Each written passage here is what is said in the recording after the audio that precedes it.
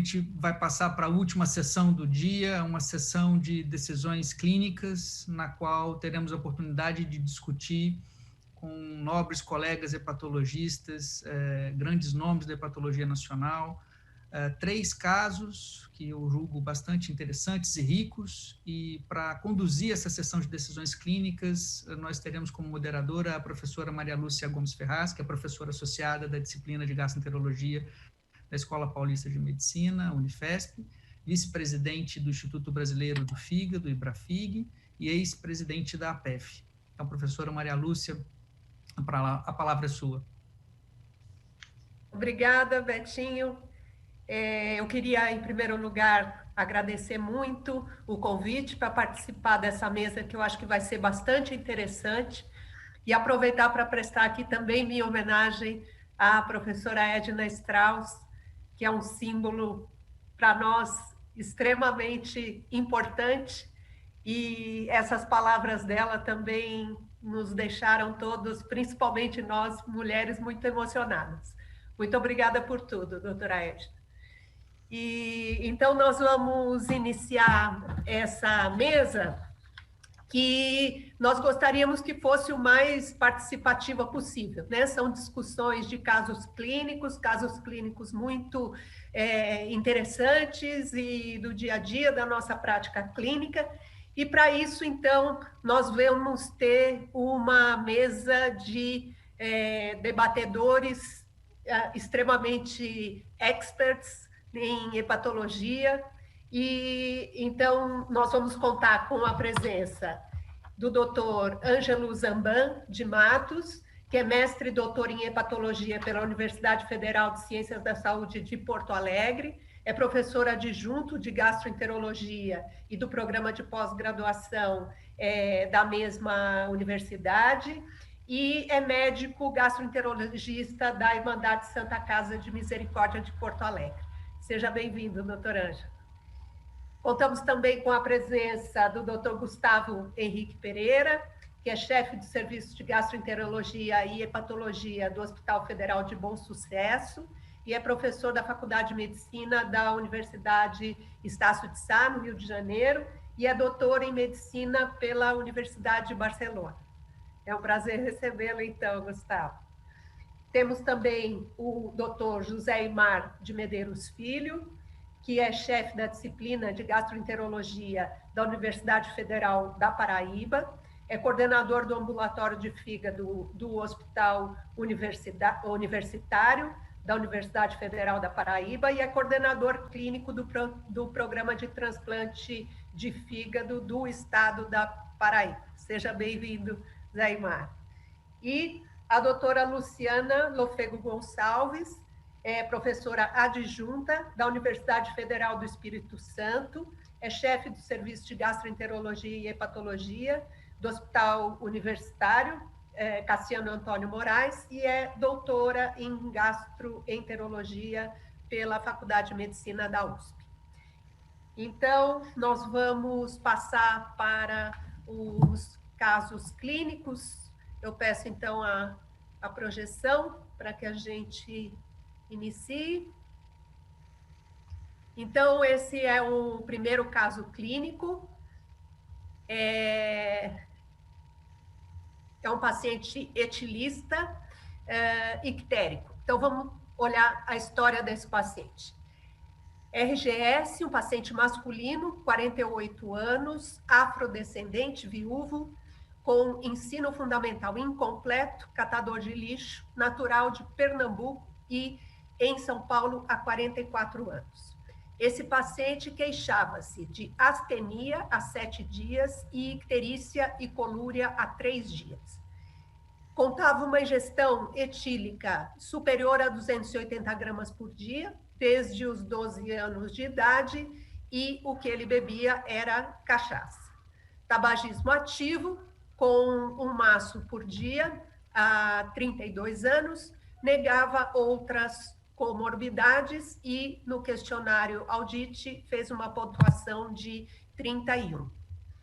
Ao exame físico, regular estado geral, lúcido orientado, mucosas ictéricas, 3 cruzes em 4, hipocoradas, uma cruz em 4, um IMC de 20,7, um ritmo cardíaco regular, a pressão arterial 14/8, frequência cardíaca de 106, aparelho respiratório sem peculiaridades, um fígado palpável a 4 centímetros do rebordo costal direito, com uma hepatimetria de 13 e consistência aumentada, sem outros estigmas de doença hepática avançada.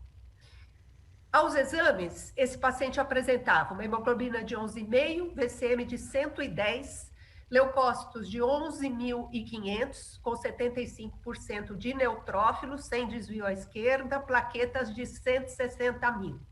Uma ST de 115 para o normal de 38, a LT de 36 para o normal de 41. Fosfatase de 168, normal 130, gama GT 449 para o normal de 60.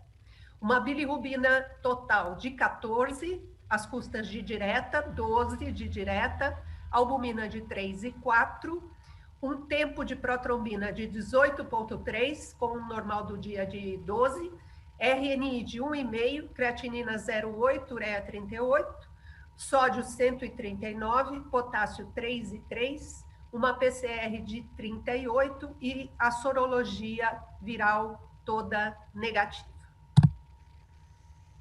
Esse paciente realizou uma ultrassonografia hepática que mostrava um fígado de contornos regulares, com dimensões aumentadas e sinais de esteatose.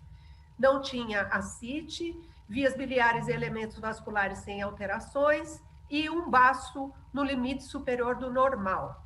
A veia porta mostrava um diâmetro de 1,1 centímetros.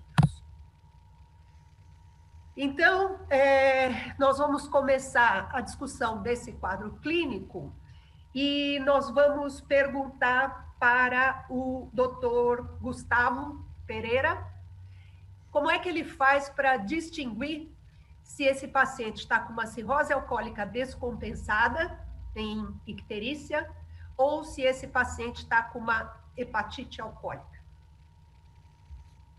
Obrigado, Maria Lúcia. Quero inicialmente agradecer à comissão organizadora do 3º Congresso da APEP por esse gentil convite. É um prazer estar aqui com colegas tão distintos, tão especiais, para tratar de uma questão tão interessante que são os casos clínicos.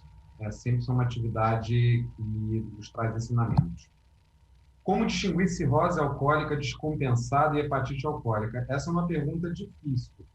Por quê? Na prática, a gente sabe que os indivíduos com cirrose hepática podem manter, e frequentemente mantêm o consumo alcoólico ativo, e não necessariamente eles fazem uma hepatite alcoólica para descompensar, né?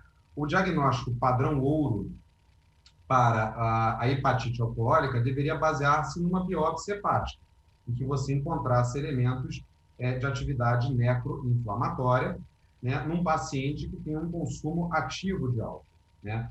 No entanto, os principais pesquisadores do tema no mundo reconheceram que, na prática clínica, é muito difícil se obter biópsia, e mais do que se obter biópsia, obter esse resultado a tempo hábil para manejar esses pacientes a contento. Então, recentemente, há coisa de uns 3, 4 anos, os pesquisadores do NIH propuseram alguns critérios clínicos que deveriam basear-se no consumo alcoólico ativo, uma bilirrubina maior do que 3 e transaminases elevadas, mas menores do que 400, e uma relação TJ-TGP maior do que 1,5. Uma vez que eles fossem preenchidos e não houvessem causas alternativas, esse diagnóstico estaria estabelecido. O que não exclui o fato desse indivíduo poder ter subjacente à hepatite alcoólica uma cirrose. Então, acho que na prática a gente usa os critérios do NIH propostos e avalia a presença de complicações da hepatopatia crônica que já demonstrem ter cirrose, como, por exemplo, presença de varizes esofagianas, ascite, esplenomegalia, mas eu acho que esse é um diagnóstico difícil na prática e que a gente persegue, mas o padrão ouro para obtê-lo, que é a biópsia, é de difícil realização, de difícil execução. Ô, Gustavo, com esses elementos que a gente te forneceu, você acha que esse paciente é cirrótico? Eu costumo dizer que é mais fácil dizer que o indivíduo é cirrótico do que jurar que ele não é cirrótico, né? Nesse caso, em questão, ele tem uma bilirrubina aumentada, ele tem hipoalbuminemia, né? Ele tem um NR alargado, quando a gente olha do ponto de vista laboratorial, né? Mas ele pode ter hiperbilirrubinemia por conta da hepatite alcoólica, pode ter uma hipoalbuminemia e um NR alargado por desnutrição. Esse indivíduo tem um MC de 20, 21. Quando a gente olha a ultrassonografia, a gente vê um fígado normal com uma veia porta de calibre normal. Mas a gente sabe que indivíduos com cirrose alcoólica podem ter um fígado até hepatomegalia clinicamente por infiltração gordurosa pelo consumo ativo do álcool. Talvez o que me aponte mais nesse sentido seja um baço no limite superior do normal. Eu gostaria de dispor ainda de uma endoscopia para tentar estabelecer esse diagnóstico de cirrose, né? Com os achados que você me deu, eu diria que ele provavelmente tem, porque acho que ele tem muitas pequenas alterações inespecíficas que me sugerem um diagnóstico, mas a gente não pode jurar. Eu gostaria, pelo menos, de ter uma endoscopia, e aí a presença de varizes me permitiria estabelecer esse diagnóstico com maior confiança. Ok. Então, você, resumindo, você acha mais, por aplicação dos critérios e tudo mais, você acha mais provável que ele tenha uma hepatite alcoólica, sem ter certezas que ele tem, de forma subjacente, uma cirrose ou não. É isso? Eu acho que isso é o mais provável, que ele tenha uma cirrose subjacente e, em cima da cirrose, tenha feito uma hepatite alcoólica. Eu acho que isso é o mais provável, mas eu não tenho elementos conclusivos para fazer essa afirmação. Perfeito. Então, eu gostaria agora de fazer essa pergunta para o Ângelo. Ângelo, como é que, supondo então que esse paciente estivesse com uma hepatite alcoólica, como é que você faria para caracterizar se essa hepatite alcoólica é grave? E se você for utilizar scores de gravidade para avaliar isso, se há diferenças entre os scores que a gente dispõe? Boa tarde, doutora Maria Lúcia. Antes de responder a essa questão, eu gostaria de agradecer ao Betinho pelo convite para compor uma mesa com pessoas assim desse gabarito. Isso me deixa muito honrado. Doutora Maria Lúcia, na verdade, são duas perguntas que, de certa forma, se confundem numa mesma pergunta, mas acho que não completamente. Então, a gravidade da hepatite alcoólica ela pode ser caracterizada pela alteração da função sintética hepática, então, as bilirrubinas muito elevadas, o tempo de protrombina alargado, eventualmente por encefalopatia, né? Mas também há outros componentes que nem sempre fazem parte dos scores de gravidade que denotam uma maior gravidade. Então, a sepse é um fator prognóstico muito importante no paciente com hepatite alcoólica, assim como também é a lesão renal aguda nesses pacientes. Para nos auxiliar nessa avaliação prognóstica dos pacientes com hepatite alcoólica e também para nos auxiliar a definir quais são aqueles que poderão se beneficiar de um eventual tratamento, nós podemos lançar mão desses scores de gravidade que a senhora cita, né, que são variados, né? O score mais tradicional, de muitas décadas já, melhor validado e com certamente a melhor evidência de um impacto na prática clínica, o score de Madre, a função discriminante de Madre, que eu vejo como tendo ainda um espaço muito importante na nossa prática. Assim como esse score, que é um score dito estático, porque se avalia no início da internação do paciente, Existem outros scores estáticos, o score de Glasgow, que também tem sido bastante estudado, o ABIC, o MELD, que também se extrapola para o contexto da hepatite alcoólica, entre outros, inclusive scores com componente histológico, que, como o Gustavo lembrou, carecem de aplicabilidade prática, porque, de fato, são pacientes muito graves que a gente nem sempre consegue biopsiar. E nós ainda temos os scores dinâmicos, como, por exemplo, poderia ser o score Lille, e a própria avaliação dos scores estáticos em outros momentos, que nos permitem avaliar se esse paciente está melhorando ou piorando com ou sem tratamento. Esses scores todos têm sido comparados em alguns estudos. A ideia é que eles se assemelhem, de certa forma, na sua performance prognóstica, alguns com umas vantagens, outros com outras, né?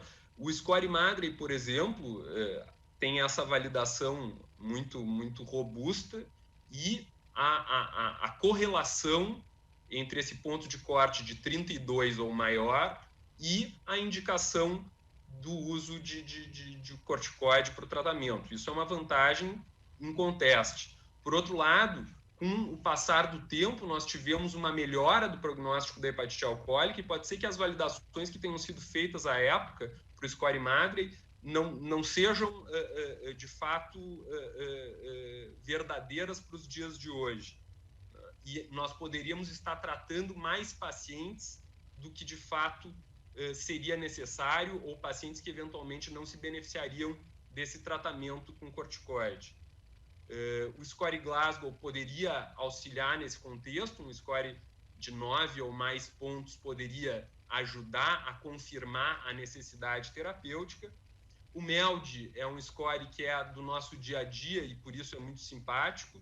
Parece que uma pontuação acima de 20 ou 25, dependendo do trabalho, também estaria associada ao benefício do uso de corticoide, mas com uma validação muito inferior. O score ABIC, assim como o MELD, tem a qualidade de incluir a creatinina, que é um fator prognóstico importante nesses pacientes, então, eventualmente, poderiam ser úteis. Mas parece, e isso principalmente a partir de um trabalho do Gastroenterology de 2015, que a associação entre esses scores, principalmente um score estático, como é o Maddrey, e um score dinâmico, como é o Lille, que essa talvez fosse a melhor das alternativas. Nesse estudo de 2015, o MELD associado ao Lille foi até superior ao Maddrey associado ao Lille, mas é um estudo que, para o meu gosto, tem algumas limitações metodológicas, e principalmente o fato de que todos os pacientes tinham Maddrey acima de 32, o que certamente não permite extrapolar os seus resultados para a população geral de doentes com hepatite alcoólica, né? E numa avaliação mais recente dos pacientes do STOPA Trial, também se comparam esses vários scores, sugerindo que o Maddrey tenha perdido importância, mas, novamente, me parece um estudo com limitações metodológicas importantes, novamente só incluindo, é uma análise pós-hoc de uma outra coorte de pacientes, então só inclui pacientes que já tinham um Maddrey muito elevado, de modo que eu acredito que o Maddrey ainda tem um papel importante. Na prática clínica, eu utilizo o Maddrey, eventualmente acompanhado do Glasgow, e no 7º dia o Lille. Essa seria a minha sugestão ainda hoje. É isso que eu ia te perguntar, se você utiliza na sua prática clínica para indicar a corticoterapia, né? E você tem alguma situação em que, a despeito do Maddrey indicar que você deva fazer a corticoterapia, você não a faz por algum motivo? Tem alguma situação que você acha que a gente não deva indicar a corticoterapia, um paciente com essas características? A corticoterapia, a gente insiste na corticoterapia pela absoluta falta de outras alternativas, mas a nossa confiança nesse tratamento não é aquela que nós gostaríamos de ter, né? Então, acho que é sempre importante nós termos um cuidado numa avaliação dos pacientes. Os pacientes dos estudos, dos ensaios clínicos que avaliaram o uso da prednisolona no contexto da hepatite alcoólica não eram pacientes com infecção sistêmica, não eram pacientes com sepse, e não eram também pacientes com hemorragia digestiva naquele momento. Então, essas talvez sejam populações, e além delas, a população dos pacientes com lesão renal aguda grave, talvez sejam populações pouco estudadas.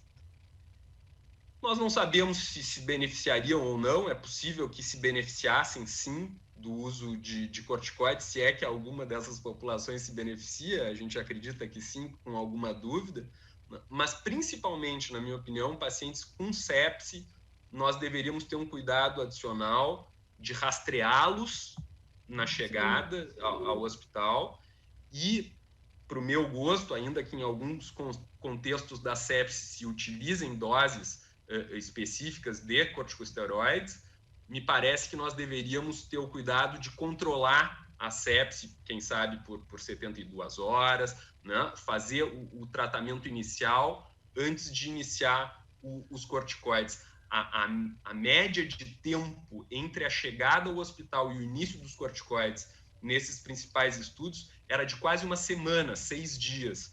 Então, na verdade, nós não temos essa obrigação de iniciar no momento da admissão hospitalar o uso de corticoide. Isso nos permite, quem sabe, fazer um rastreamento, especialmente para as infecções nessa população. Perfeito. Nós, acho que ontem ou anteontem discutíamos isso também lá no serviço, que não é uma emergência começar a corticoterapia, né, para esses pacientes. Então, na dúvida, é melhor aguardar, como você comentou, e iniciar a corticoterapia depois. Nesse contexto já que estamos falando aqui de infecção, essa outra pergunta para o Eymar, já que nós falamos em infecção, né, Eymar? Quando é que você indica antibiótico terapia na hepatite alcoólica e quando é que você suspeita que possa ser uma infecção fúngica? Boa tarde a todos. Betinho, nosso presidente, receba nossos parabéns em nome da PEF. Professora Edna, parabéns pela homenagem. Acho que falo em nome de todos os hepatologistas que tiveram a oportunidade de conviver com a senhora e os que não conviveram, que a conheceram e que a conhecem e reconhecem a sua importância.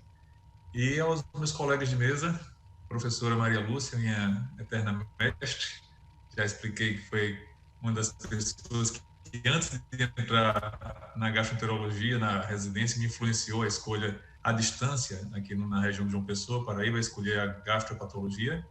E recebemos aqui, como o Gustavo falou, perguntas interessantes e difíceis. Ainda bem que o Ângelo já me ajudou aqui em vários pontos ao fazer a correlação entre a corticoterapia e o paciente vai precisar fazer corticoterapia no risco e na suspeita quando ele tem infecção. A infecção complica o paciente que tem hepatite alcoólica aguda com ou sem corticoterapia e esse é um fator de risco a mais. A gente está falando de um paciente desnutrido, de um paciente com disfunção, muitas vezes já com cirrose, com a disfunção imune que a cirrose traz, paciente com disbiose, com translocação bacteriana, um paciente totalmente propenso a fazer quadros infecciosos frequentes.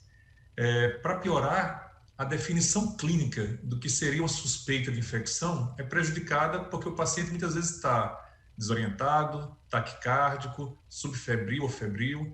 Laboratorialmente, também não fica fácil suspeitar de um quadro infeccioso. Esse paciente muitas vezes tem leucocitose secundária, o componente inflamatório próprio da doença.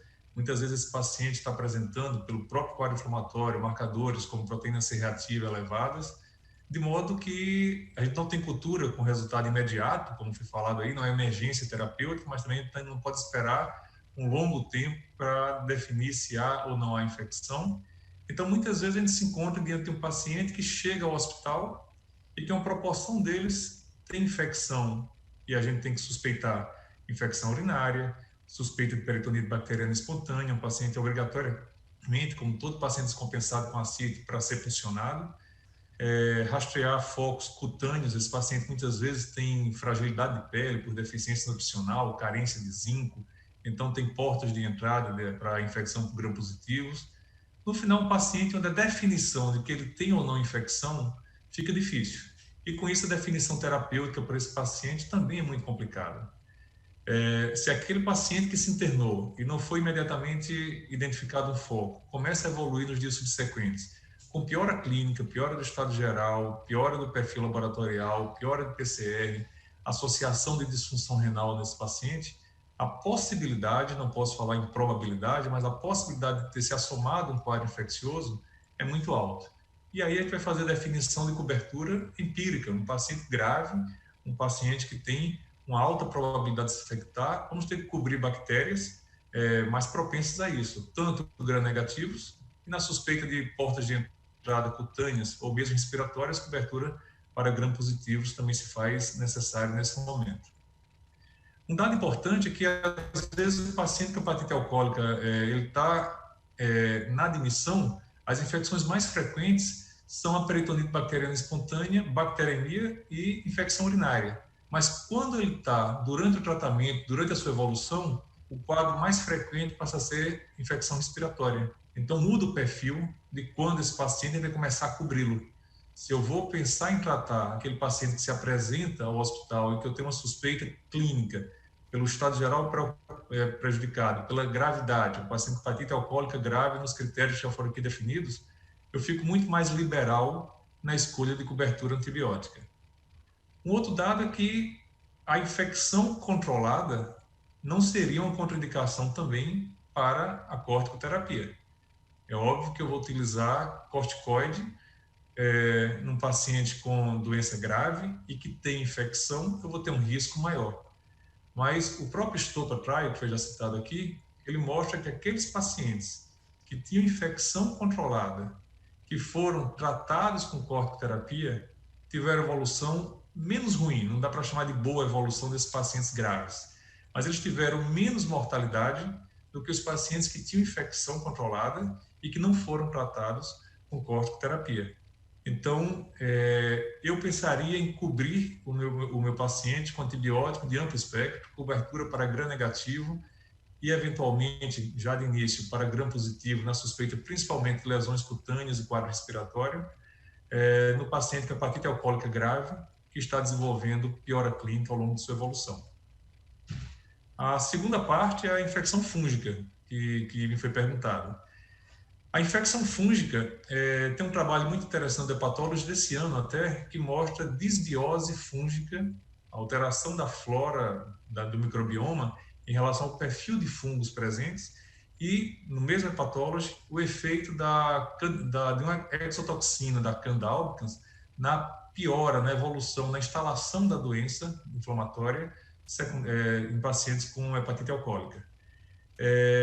O grande problema é que a gente não tem um marcador claro de que aquele paciente está tendo infecção fúngica. A galactomanana, ela é uma sugestão, mas não é facilmente disponível, tem uma sensibilidade e especificidade de abaixo de 70%, ou seja, não me dá tanta segurança nem para indicar, nem para descartar.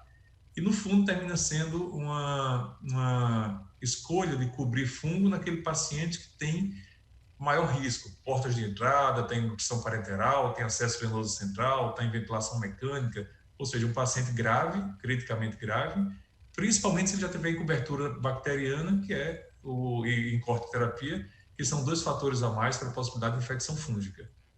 Mas também tem relatos de infecção fúngica por aspergilose em pacientes que já estão com longo tempo de evolução, com 60, 90 dias, e que foram submetidos à corticoterapia previamente.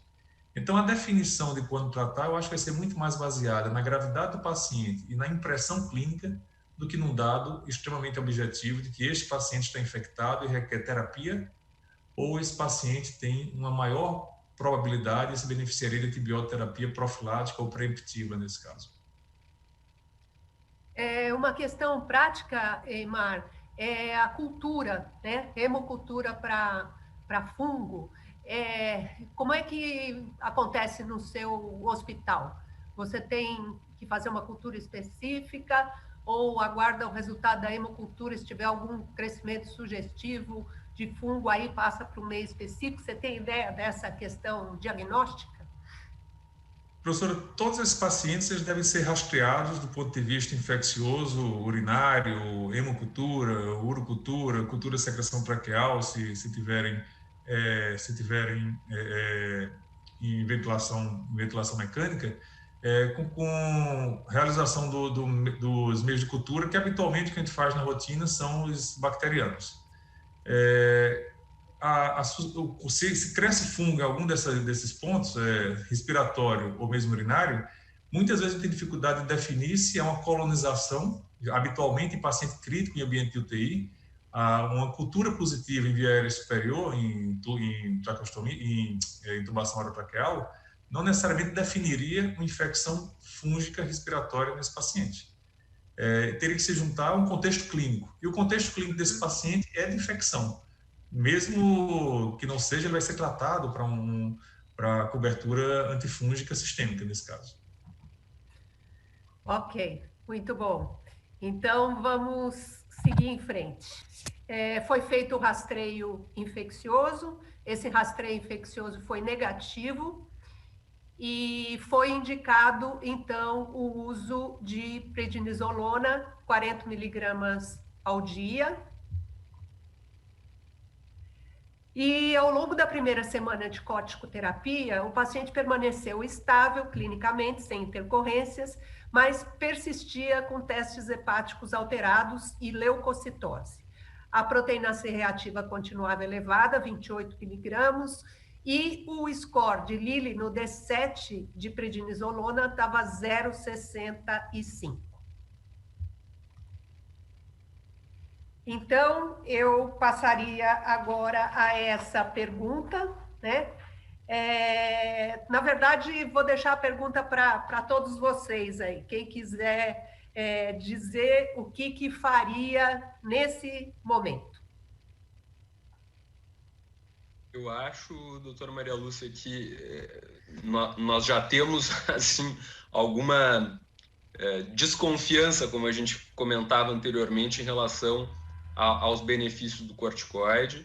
Nós temos alguma insegurança em relação aos possíveis eventos adversos relacionados a essa droga, e acho que o score de Lilly é uma ferramenta que nos permite, então, suspender o corticoide em pacientes que tenham muito baixa probabilidade de responderem a essa droga. Com valores de score de Lilly acima de 0,45, mas muito especialmente com valores acima de 0,56, a chance de resposta é praticamente zero, né?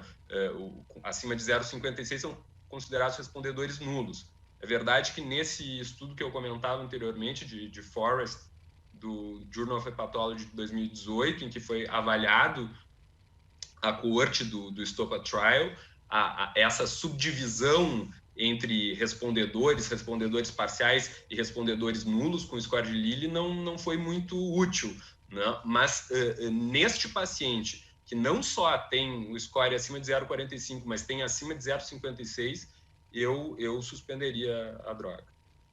Ô, Ângelo, e aproveitando a sua fala e o gancho com quadro infeccioso, no mesmo trial, os pacientes que foram não respondedores, os pacientes que estavam em uso de prednisona, que se infectaram durante o tratamento, foram os pacientes que tiveram pior sobrevida, tiveram maior mortalidade. E isso foi bem evidente no grupo de não respondedores, de respondedores nulos. Então, é mais um motivo para não só não estamos tendo respostas, como estamos agregando risco maior para esse paciente. Então, acho que não se justifica a manutenção de corticoterapia nesse paciente. Boa tarde, Luciana. Eu concordo, né, com o que o Ângelo e o Eimar falaram. Eu acho que num paciente como esse, né, que tem um score de Lilly de 7º dia acima de 0,45, um score bastante alto de 0,65, que caracteriza-o como respondedor nulo, o risco da gente manter o corticoide, né? Já foi falado aqui, a gente faz corticoide porque ainda nos é a única droga que a gente tem para fazer, mas está longe de ser a droga ideal e é que tem a resposta que a gente gostaria que tivesse na hepatite alcoólica grave, como esse paciente tem. Então, eu acho que a gente não tem justificativa para manter, e a conduta neste momento seria suspender o corticoide e manter as outras medidas, né? Suporte nutricional adequado, e tentar ver se esse paciente vai recuperar o fígado com essas medidas de suporte nutricional, que é bastante importante, com abstinência ao álcool, né? E com controle aí de eventuais quadros infecciosos que possam descompensar também essa doença hepática. Eu acredito, como o Gustavo falou no início, que provavelmente esse paciente já tem, embora a gente não tenha evidência clínica, não possa dizer clinicamente que ele é cirrótico, eu acredito que se a gente biopsiar, ele já vai ter algum grau de fibrose hepática, porque esse espectro clínico da doença hepática alcoólica, a gente vê sobreposição, né, com muita frequência a hepatite alcoólica coexistindo, né, com a cirrose hepática. Então, eu acho que nesse momento a conduta seria realmente suspender o uso do corticoide. Esse paciente ele exemplifica uma importante lacuna no manejo da hepatite alcoólica aguda grave, que os colegas já ressaltaram, né? Quer dizer, o que a gente faz aos não respondedores de corticoide?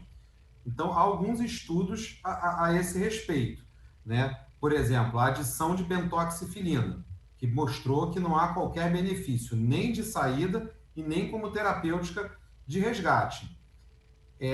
O que seria tentador para esse paciente seria pensar em expandir o tratamento para hepatite alcoólica, vamos chamar assim. Só que não há estudo que mostre benefício nessa abordagem. Se a gente quiser ir além do tratamento com os corticosteroides, como tratamento de entrada, o que há de estudo positivo é uma associação com N-acetilcisteína, mas positiva em termos de menor incidência de disfunção renal no primeiro mês, mas sem benefício na sobrevida ao final de 6 meses. Esse paciente, muito provavelmente, a gente vai ficar sem opção terapêutica. E aí vem o próximo passo, que é o mais duro, né? A gente vai tirar o corticoide. E vamos fazer o que por ele agora? Porque esse paciente claramente não tem um suporte familiar, nem abstinência para se pensar em ser transplantado. E a gente faz o quê? A gente tira o corticoide e espera os desfechos, dá suporte. A gente sabe que o prognóstico dos não respondedores a corticosteroides é muito ruim. A sobrevida é inferior a 50% ao final de um mês. Então, acho que claramente faltam terapias de resgate para os não respondedores a corticosteroides. Noves fora a gente dizer que a gente precisa de terapias iniciais mais efetivas. Eu não sei se nesse caso concretamente eu insistiria ainda mais em re-rastrear a infecção para ele. É muito difícil avaliar a infecção nesses pacientes com hepatite alcoólica. Eles têm, como o Ângelo já comentou, eles têm um estado inflamatório sistêmico caracterizado por taquicardia, muitas vezes taquipneia, leucocitose. O cirrótico, vamos dizer assim, por álcool, é um indivíduo que transloca mais no tubo digestivo. Isso pode ser fonte de infecções inaparentes, como, por exemplo, são as infecções do trato urinário ou mesmo as respiratórias, por não dizer as PBEs. Então, acho que eu suspenderia o corticoide, talvez eu reinsistisse em avaliar um surto infeccioso que nos passou desapercebido ou que se assestou no transcurso dessa primeira semana de evolução do paciente. E foi justamente isso, né, que vocês sugeriram, que foi feito, foi suspenso o corticoide, foi feito, como o Gustavo estava acabando agora de sugerir, novo rastreio infeccioso. Esse novo rastreio resultou negativo novamente e a gente fica, de fato, numa situação extremamente difícil, né? Doutora Maria Lúcia. Professora. Se a senhora me permitir, eu queria fazer uma pergunta então. Se esse paciente, porque esse paciente, o Betinho, ele nos deixou assim numa situação relativamente mais simples, porque ele tinha um score Lilly bem alto. Se esse paciente, na ausência de outras alternativas terapêuticas, que é o caso que a situação atual, né? É a situação atual. Se esse paciente tivesse um Lilly de 0,46, vocês suspenderiam o corticoide? E aí? Gustavo? Esse é o grande problema dos scores dicotômicos, né? Dos scores qualitativos, ou seja, 0,44 você faz uma coisa, 0,46 você não faz outra.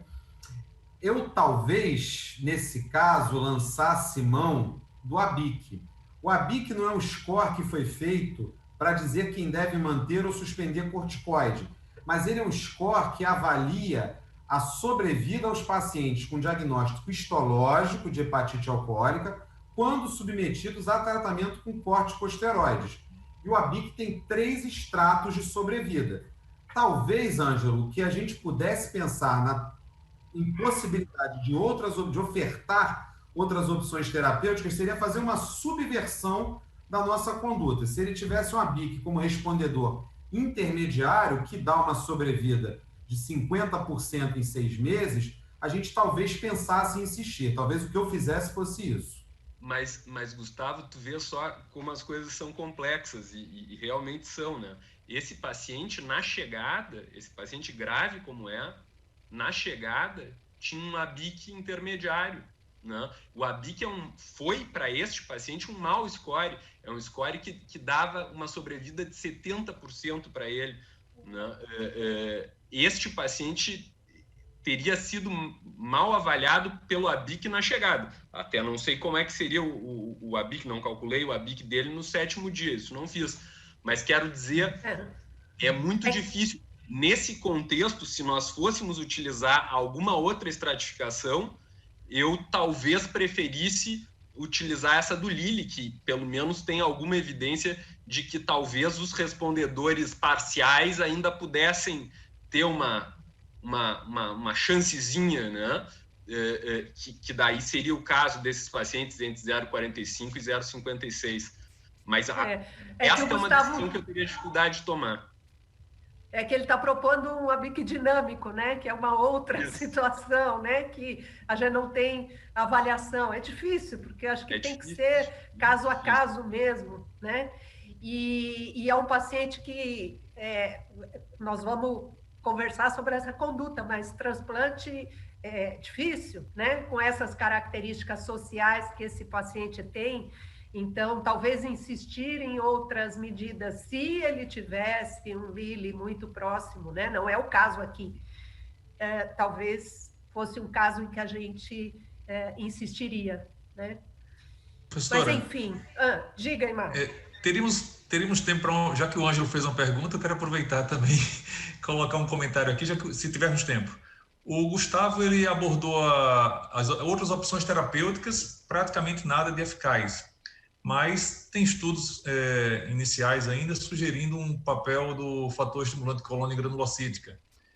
Seria uma tentativa de estimular a regeneração hepatocelular pela mobilização de células, stem cells, células pluripotenciais, hematopoéticas.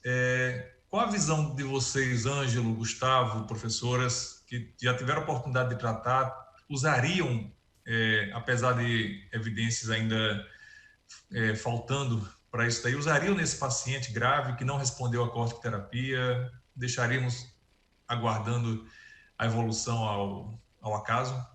Aymar, assim, que eu conheça, tem um ensaio clínico randomizado que avalia o fator estimulador de colônia de granulócitos no tratamento dos não respondedores, né? E é um estudo assim que cada abraço tem 20 e poucos pacientes.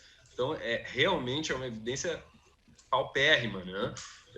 Tem também estudo para tratamento inicial, também estudos muito singelos na amostra utilizada.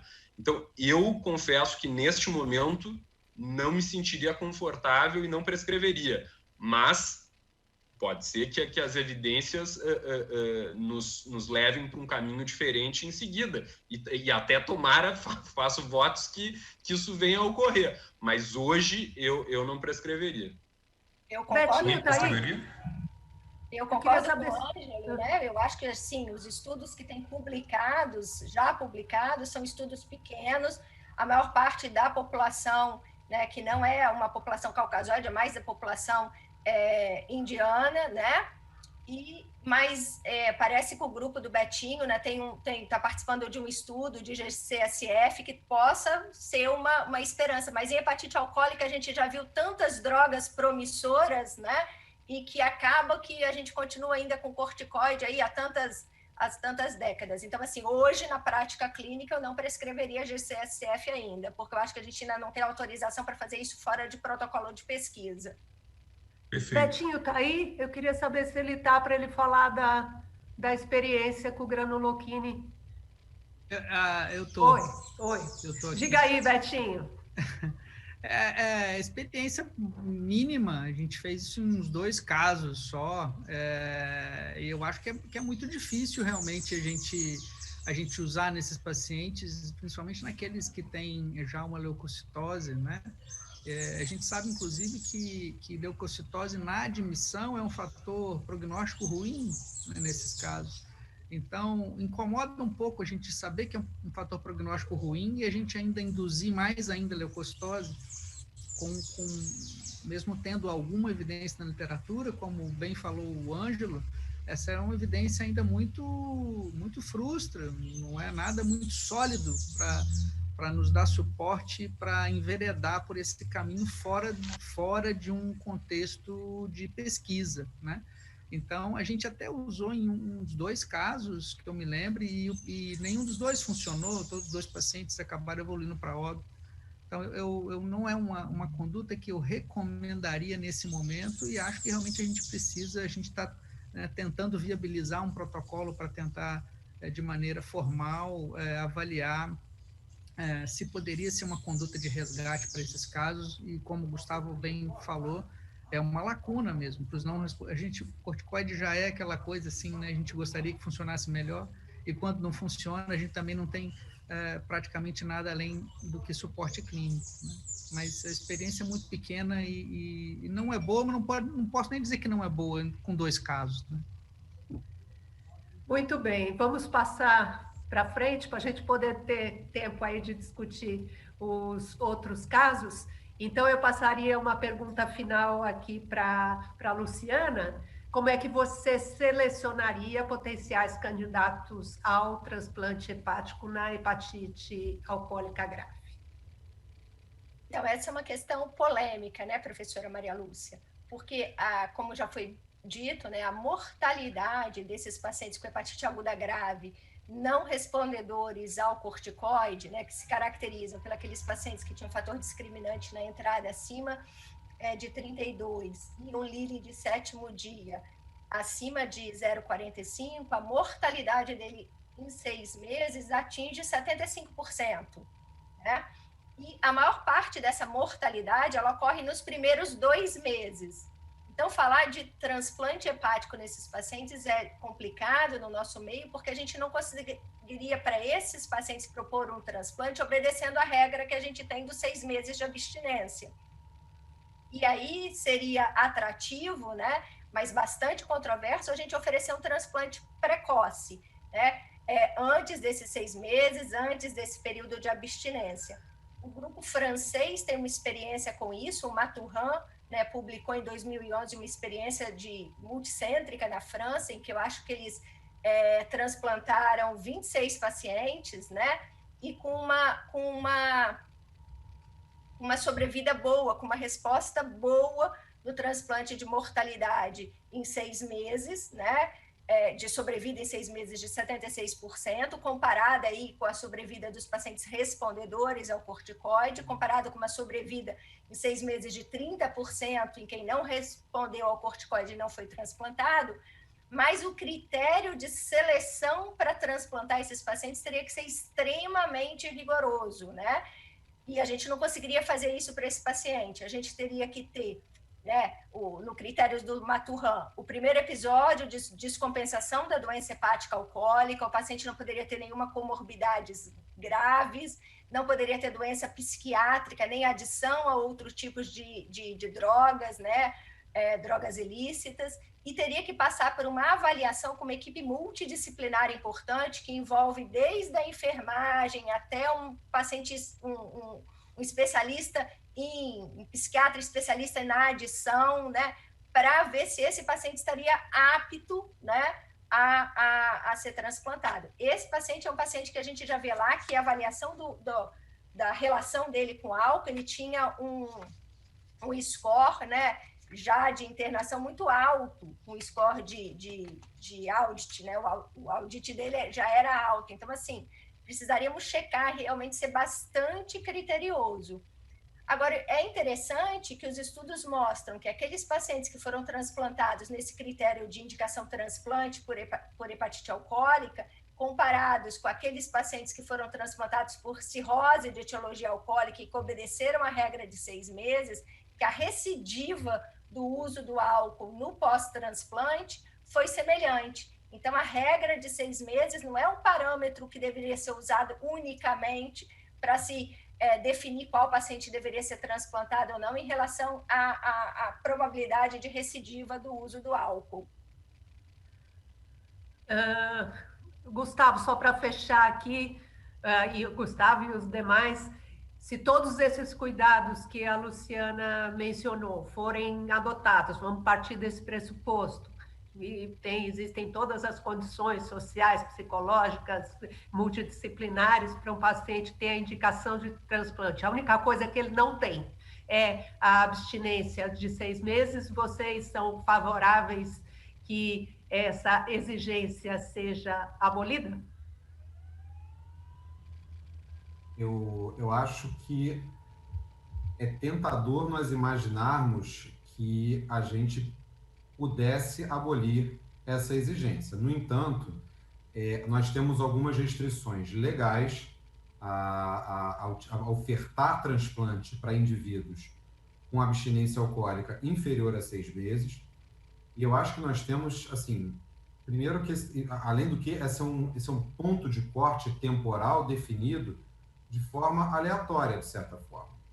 E que nós, enquanto médicos, somos muito mais exigentes com o retorno ao consumo alcoólico dos indivíduos transplantados por doença relacionada ao álcool do que, por exemplo, com as recidivas virais nos indivíduos que eram transplantados por hepatite C na era pré-DAA. Sim, já existiu uma era pré-DAA, alguns talvez não lembrem, né? E eu acho que, em primeiro lugar, nós, enquanto médicos, precisamos nos convencer. Eu lembro que a SBH apresentou no congresso do ano passado o resultado de uma pesquisa com seus sócios, dizendo que mais da metade deles não concordava, ou não concordava de todo, com a mudança da legislação exigindo 6 meses de abstinência.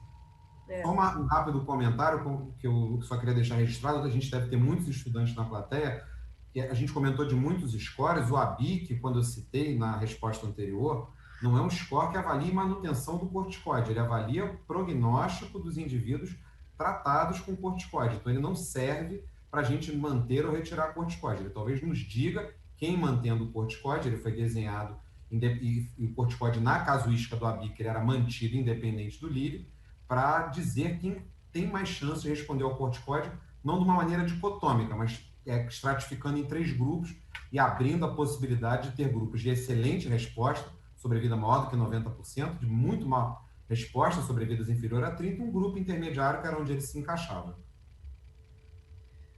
Muito bem, gente. Vamos seguir em frente.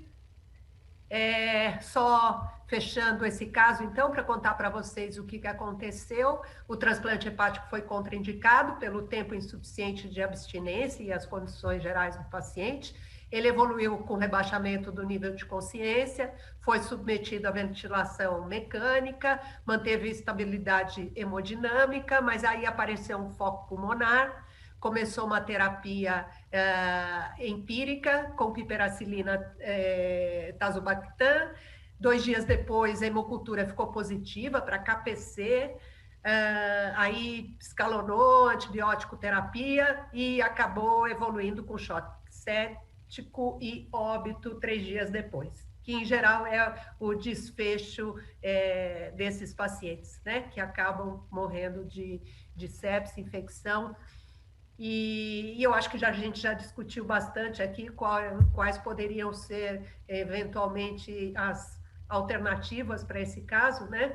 mas um desfecho que eu diria muito ruim, mas previsível para esse paciente com as características que ele tinha da gravidade desse quadro. Muito bem, vamos passar em frente para esse segundo caso clínico, que é de uma gestante com prurido. Então, é uma paciente MFA, feminina, 36 anos, caucasoide, casada, ensino superior completo, advogada, natural e procedente de São Paulo. Ela se queixava de prurido generalizado há 3 semanas, mais intenso em mãos e pés, de intensidade progressiva e com piora noturna. Ela negava febre ou calafrios, não havia alterações fecais ou urinárias. Negava comorbidade e estava usando um polivitamínico desses de pré-natal, porque ela estava na 34ª semana da sua primeira gestação. Ao exame físico, bom estado geral, afebril, lúcida, orientada, corada, hidratada, anictérica, leves escoriações no dorso dos pés e antebraços bilateralmente, secundárias ao prurido, né? Não tinha edema, exantema, equimose, nada. O exame cardiovascular e respiratório era normal, o fundo uterino estava na altura do apêndice tifóide, um fígado não palpável.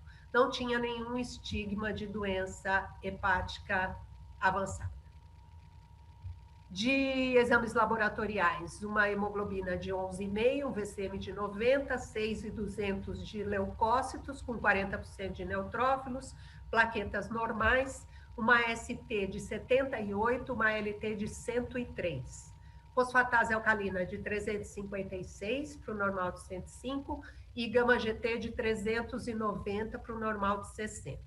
Bilirrubina normal, albumina normal, RNI normal, creatinina normal, sorologia, é isso mesmo? Anti-HIV e IgM positivo? Não, né? Acho que é negativo. Eu acho que a sorologia... É o contrário. Ah, tá. Então, a sorologia do vírus A, o total positivo, IgM negativo, uma sorologia de vírus B sugestiva de imunidade por vacina. Fez um ultrassom de abdômen, com fígado e baço sem alterações, e foi feito também uma ultrassonografia fetal sem anormalidades. Essa paciente, então, estava na 34ª semana, fez uma cardiotocografia, que estava normal. E eu perguntaria, então, para Dr. Ângelo, a nossa primeira pergunta aqui. Quais são os principais diagnósticos diferenciais de prurido na gestação? É uma paciente anictérica, mas que estava com um prurido importante, e vamos ver quais são os diagnósticos diferenciais que ele estabelece. O prurido na gestação é a principal queixa dermatológica, vamos chamar assim, da grávida, né? E acomete até 20% dos gestantes. Provavelmente nós, gastroenterologistas, hepatologistas, não tenhamos essa percepção, porque é lógico que na maior parte das vezes a causa não diz respeito a doenças hepáticas, né? No entanto, essa senhora, além do prurido, tinha alterações de provas hepáticas, o que não é obrigatório, mesmo nas doenças que acometem o fígado, mas isso, obviamente, nos deixa um pouquinho mais atentos, né? Acho que numa paciente, no final do 2º trimestre, ou como é o caso dela, no 3º trimestre, nós teríamos que pensar, em primeiro lugar, em colestase intrahepática da gestação. É uma doença que ocorre em 80% dos casos depois da 30ª semana, né? Então acho que isso sempre tem que, assim, tá em mente quando avaliamos um paciente como essa gestante, e que tem como uma característica fundamental que não haja lesões de pele primárias, né? Então isso eu acho que talvez a gente tenha que ter muito cuidado na entrevista e no exame físico da paciente, né? Porque as lesões de pele que podem existir são escoriações, e que parece também que ia ao encontro do que foi encontrado nessa paciente. Mas, além da colestase intrahepática da gravidez, nós poderíamos pensar em outras coisas, né? Colestase obstrutiva, doença obstrutiva, litiásica, né? Colangite biliar primária, 1/3 dos casos de CBP é diagnosticado durante a gravidez. Colangite esclerosante primária, ainda que seja bem menos comum em mulheres, e até rara, eu poderia dizer, em 50% dos casos de colangite esclerosante, a piora do prurido durante a gestação, né? Então, talvez um diagnóstico não feito previamente, a gente pudesse, enfim, cogitar. As colestases benignas e as PFICs, eventualmente, poderiam ter uma manifestação, quem sabe, inicial, no período da gravidez. Depois nós temos as dermatoses gestacionais, a mais comum delas é a erupção cutânea da grávida, mas que ocorre numa fase mais inicial da gestação, em geral no primeiro ou no segundo trimestre. Nós temos o pemfigoide gestacional, nós temos a erupção polimórfica da gravidez, são todas dermatoses específicas do período gestacional que podem produzir prurido e que têm lesões de pele que são características ao pemfigoide gestacional, lesões periumbilicais, a erupção polimórfica, lesões inicialmente nas áreas das estrias gestacionais, e fora isso nós temos doenças dermatológicas, outras que são comuns ao período gestacional e aos períodos fora da gestação. Dermatites atópicas, dermatites por medicamento, dermatites de contato, escabiose na nossa população, certamente a gente teria que lembrar, né? Então, acho que é uma série de possibilidades, mas talvez a principal lembrança seja verificar se havia lesões de pele primárias ou se as lesões de pele que existem são simplesmente escoriativas, e também tentar correlacionar com o período gestacional. Seria isso que eu faria. Muito bem. O diagnóstico de colestase às vezes é difícil, né? Porque existe uma fração da fosfatase alcalina que é placentária, né? Então, a fosfatase alcalina geralmente está elevada, às vezes 3, 4 vezes o limite superior do normal, né? E a gama-GT em alguma dessas doenças não se eleva na mesma proporção, né? Então, é um diagnóstico, o da colestase, já se o prurido é difícil, o da colestase também é difícil, né? Então, não é uma situação muito simples. E eu perguntaria para a Luciana como é que ela faria o tratamento farmacológico da colestase intrahepática da gravidez, caso ela concorde com esse diagnóstico nesse caso. Eu concordo com o diagnóstico, acho que a paciente começou com prurido, depois da 30ª semana da gravidez, tem as alterações laboratoriais características da colestase intrahepática da gravidez, né? Tem aí as transaminases elevadas, tem a característica clínica, como o doutor Ângelo já disse, e o tratamento, estabelecendo o diagnóstico de colestase intrahepática da gravidez, o que a maioria dos guidelines preconiza, tanto os guidelines da hepatologia quanto os da obstetrícia, é o uso do ácido ursodesoxicólico na dose de 10 a 20 miligramas por quilo dia. Por quê? Porque a colestase intrahepática da gravidez é uma doença que vai muito bem para a mãe, o desfecho materno é muito bom, né? O problema da mãe é basicamente a queixa clínica, o prurido. O ácido ursodesoxicólico poderia melhorar esses sintomas da mãe, melhora a bioquímica materna, mas o que preocupa mais a gente são os desfechos fetais, né? Porque a colestase intrahepática da gestação está relacionado a maior incidência de parto prematuro, de óbito intrauterino, né? e de problemas respiratórios, né? Sofrimento fetal no periparto. E o ácido ursodesoxicólico usado na gestação, especialmente numa fração de mulheres, né, que tem ali a dosagem dos ácidos biliares acima de 40, teria o benefício de melhorar esses desfechos fetais. O problema do ácido ursodesoxicólico é que ele não está em bula autorizado para ser usado na gestação, embora se saiba que ele é uma droga segura, né, e que não tem efeitos teratogênicos conhecidos. Tem um estudo que foi publicado no final do ano passado, ou no início desse ano, que questiona o uso do ácido ursodesoxicólico na gestação.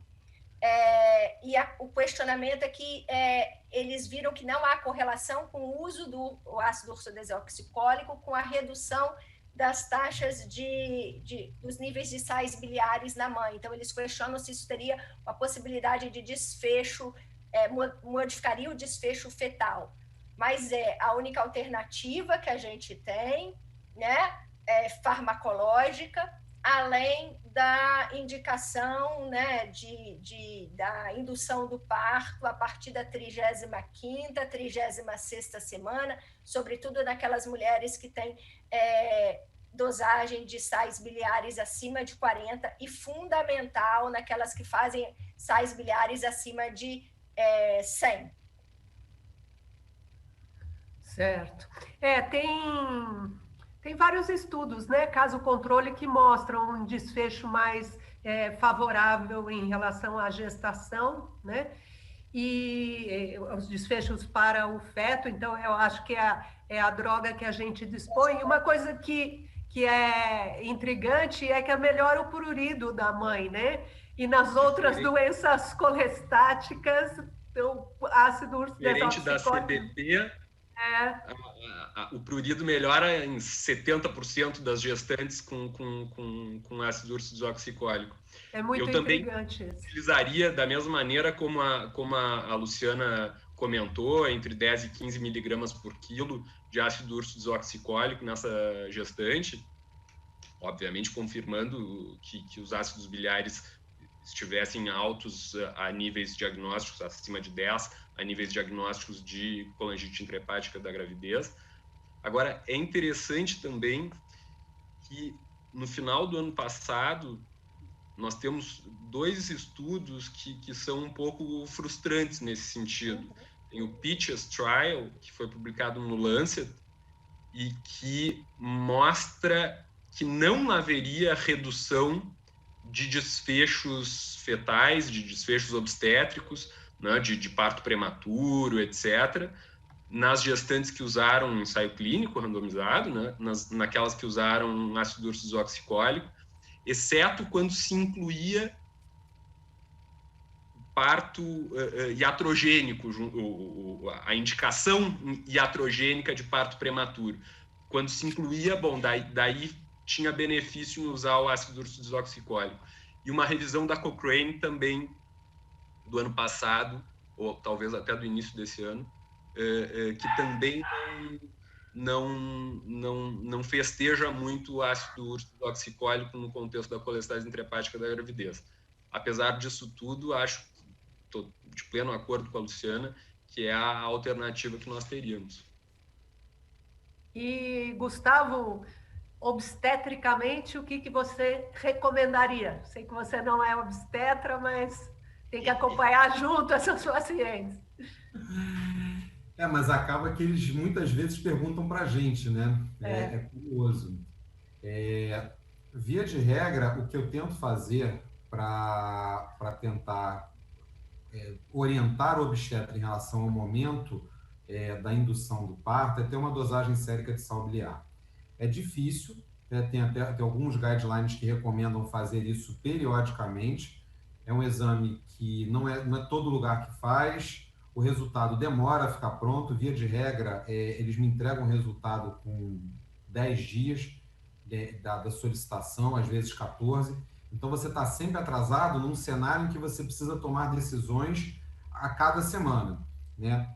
Então, conforme os níveis séricos de sais biliares, a gente conversa com o obstetra, né? A gente nunca indica, não cabe a nós fazer isso, mas a gente sempre comenta que assim, olha, pode ser uma gestação que está indo muito bem, mas se você tiver sais biliares acima de 40, você tem que antecipar para 36 ou para 35 semanas, e acima de 100 para 34 ou 35 semanas, né?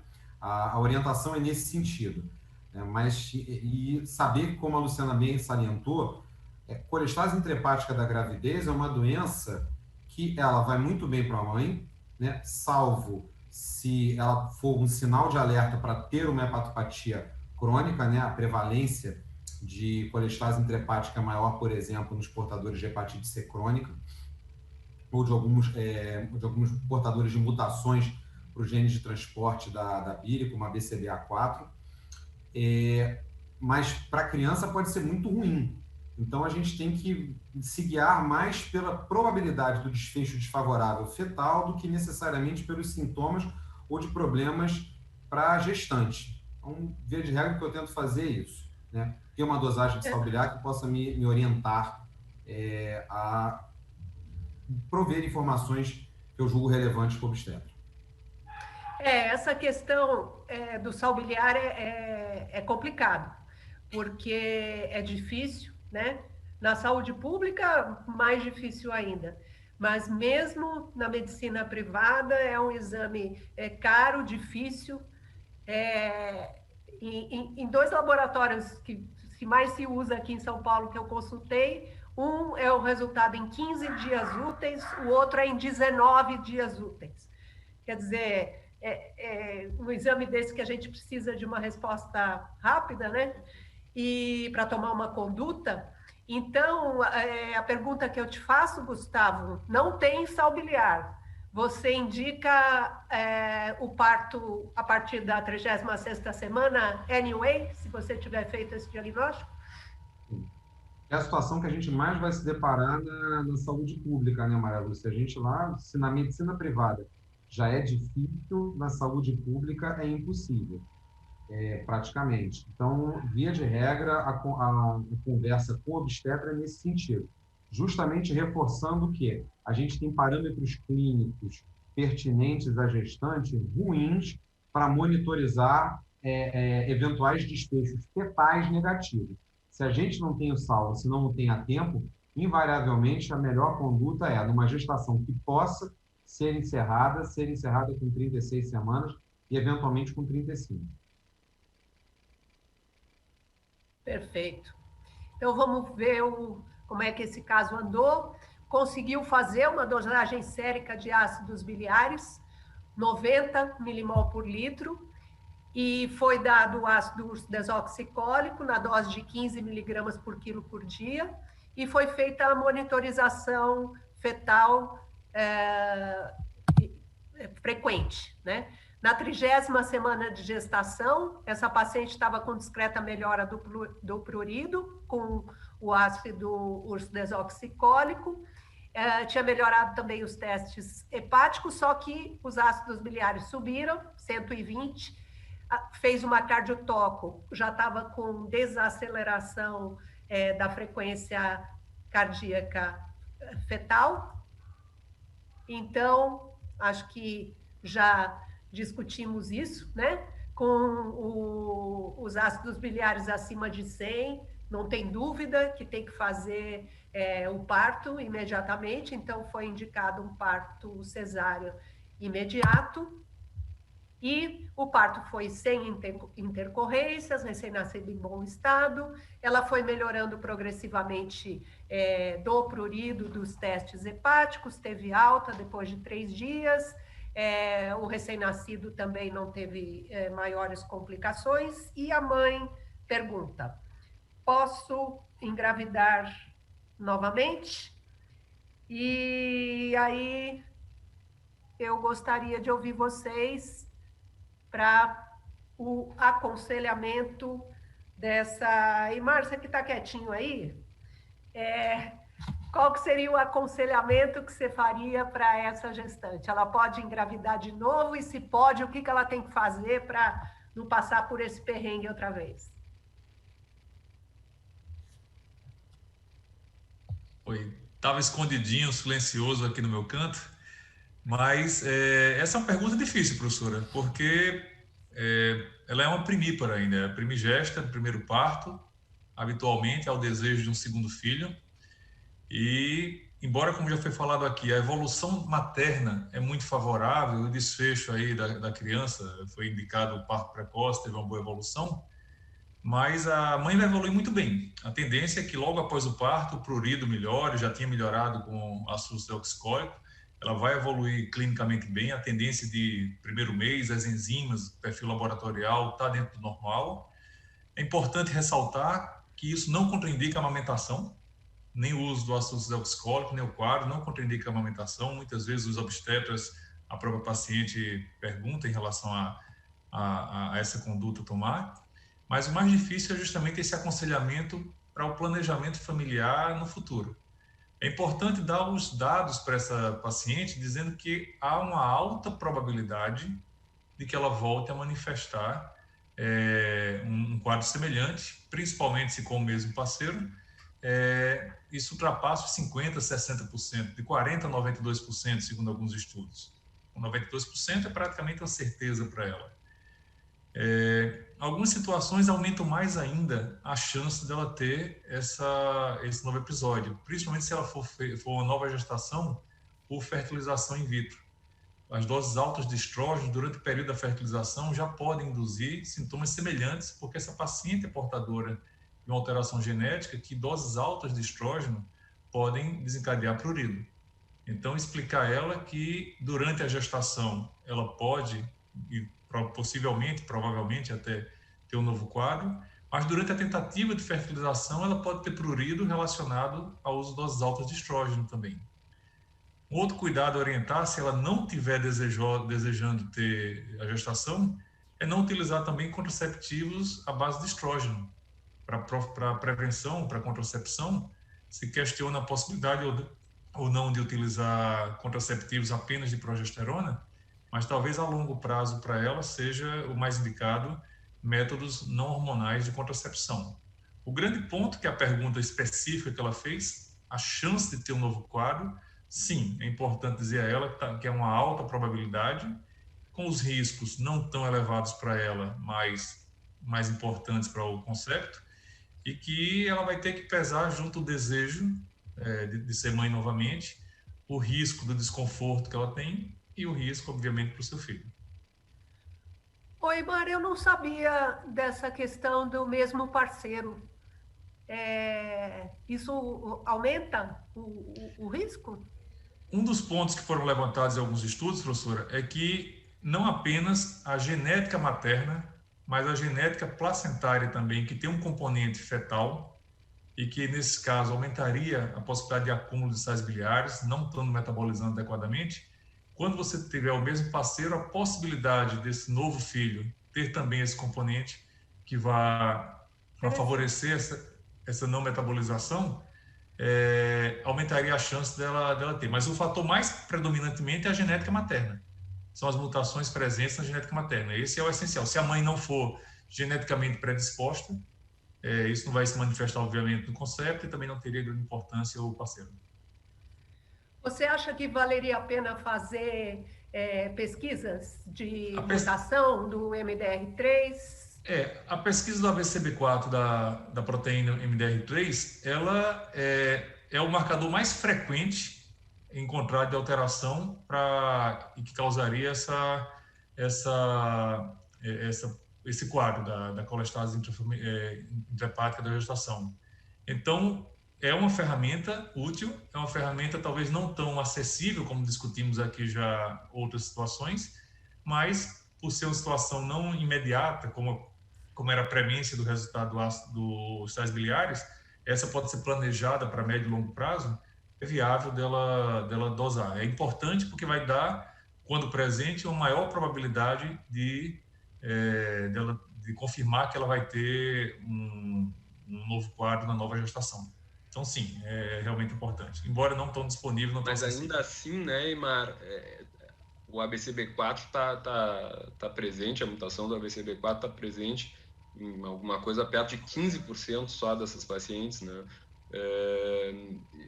Eu honestamente não estou seguro se eu faria essa recomendação. Claro que se a paciente quiser... Vai depender de recursos. O estudo genético do painel todo, de colestase e assim por diante, enfim.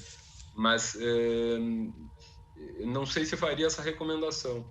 A sua resposta é muito pertinente, porque a prevalência dele é em torno de um quarto a um quinto dos casos, 20% a 25%. Quando presente, a possibilidade de desenvolver o quadro é muito maior. Então, o que a gente vai discutir aqui é a informação versus o custo da informação. Se ela tiver acesso, custo financeiro, é uma informação a mais. Mas concordo com você que, dentro de recursos limitados, a gente teria que realmente pesar quanto isso agregaria à conduta a ser tomada. E o custo é alto mesmo, né? O custo é alto. Entre R$1.500 a R$2.000 para fazer uma pesquisa dessas. E até porque negativo não excluiria a possibilidade dela ter o quadro também.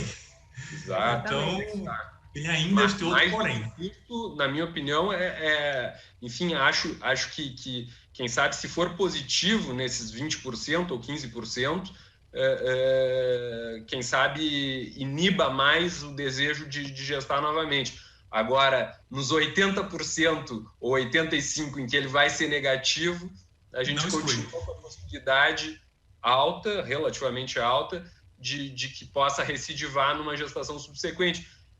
Acho que a gestante e o marido não vão escapar da decisão familiar ali, né? Ponderada, né?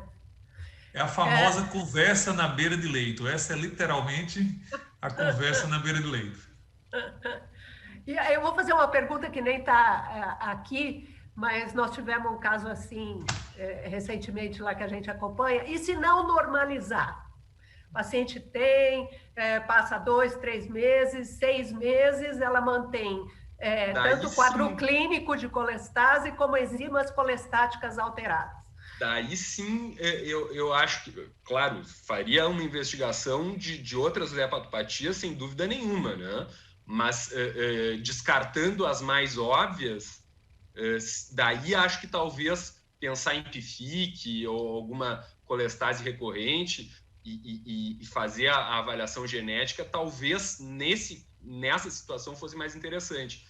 Agora, em relação a isso, também eu comentei quando fiz a outra intervenção, e acho que agora talvez seja mais oportuno ainda, a CBP, que num percentual dos casos vai ser diagnosticada com a primeira manifestação na gestação, ela na gestação pode ter o antimitocôndria mais baixo, né? Então, talvez, mesmo que tivesse sido avaliada, valesse reavaliar depois da gestação, porque o antimitocôndria poderia positivar só depois da gravidez e se fazer um diagnóstico eventual de uma colangite biliar primária. Eu fiquei espantada com a sua estatística, que 1/3 das CBPs são diagnosticadas na gravidez. Assim, não é a nossa experiência, mas, enfim, é um número impressionante, né? Nem tão pouco a minha, só para deixar claro. Tem uma revisão que saiu agora no Hepatology de doenças hepáticas na gravidez. Ah, sim. E traz esse dado, que para mim foi surpreendente. Mas mesmo que não seja 1/3, deve ser um percentual razoável. Né? Claro, é uma doença que normalmente nós vemos até numa outra faixa etária, que não é a da gestante, né? Mas de qualquer forma, acho que valeria o cuidado em revisar esse diagnóstico. Perfeito. Aliás, esse levantamento está muito bom, né? Da SLD sobre saúde gestacional nas diversas doenças hepáticas, está bem legal. Bom, vamos em frente para o nosso último assunto aqui, que é o da polêmica, né? Então, as opiniões aqui certamente não vão convergir, todas iguais, e assim que é bom, por isso que vírus B é legal. Então, é um paciente RH masculino, 58 anos, asiático, casado, cirurgião pediátrico, natural e procedente de São Paulo. Ele tem hipertensão arterial sistêmica, tem diabetes tipo 2 há mais de 20 anos, tem dislipidemia mista e tudo isso com bom controle SIC. Ele refere que tem uma sorologia reagente para hepatite B, num exame recente, embora ele afirme que já sabia que ele tinha uma sorologia alterada há décadas, mas não fez outras avaliações adicionais. Não há história familiar de hepatopatia, nem de carcinoma hepatocelular. Ele estava em regular estado, lúcido, orientado, um IMC de 31, circunferência abdominal 104. Pressão arterial 13/9, frequência cardíaca 74, um fígado a 2 centímetros, com uma hepatometria de 10, consistência normal, sem estigmas de doença hepática avançada. Nos exames, hemoglobina de 14,5, plaquetas normais, 220 mil.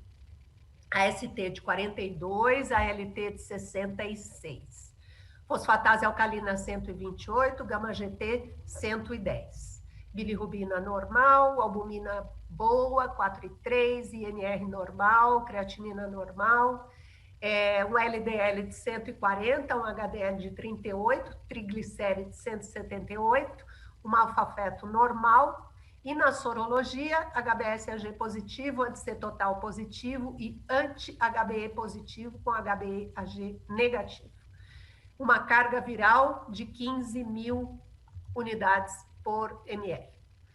Fez um ultrassom, que era um fígado ok, com contornos regulares, dimensões aumentadas e sinais de esteatose grau 2. Então, para esse paciente, como diferenciar um portador inativo de um caso de hepatite B crônica HBeAg negativa, né? Eu passaria essa pergunta para o Gustavo, queria ouvir a opinião dele. Neste caso ou em outros, né, Gustavo, que tenham características ainda mais duvidosas do que esse aqui.